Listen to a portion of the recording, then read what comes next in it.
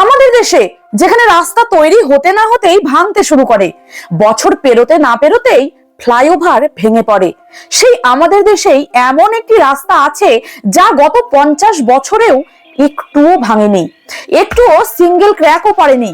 আগে হ্যাঁ, ঠিকই শুনছেন, পুনেতে জঙ্গলি মহারাজ রোড নামে একটি রাস্তা আছে যেটা তৈরি হয়েছিল 1976 সালে। মোট 2.5 কিলোমিটার রাস্তা, যেটা তৈরি করতে খরচ হয়েছিল মাত্র 15 লক্ষ টাকা।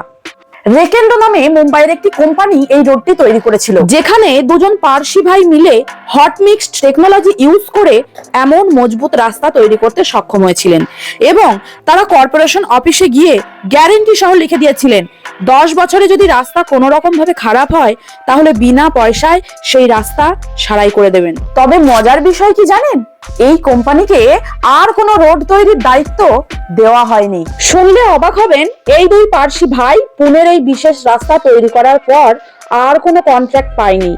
আসলে আমাদের দেশের রাস্তা ফ্লাইওভার গুলো একবার তৈরি হয়ে সেগুলো যদি নষ্ট না হয় তাহলে এই নিয়ে রমরমা ব্যবসা চলবে কি করে?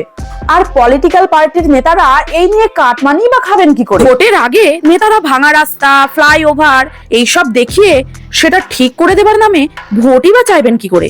আসলে কথায় আছে না, ভালো মানুষের ভাত জোটে না, কথাটি এক্ষেত্রে প্রযোজ্য। যাই হোক, আমার ভিডিওটি যদি আপনাদের ভালো লেগে থাকে তাহলে অবশ্যই লাইক, কমেন্ট, শেয়ার করে পাশে থাকবেন। ধন্যবাদ।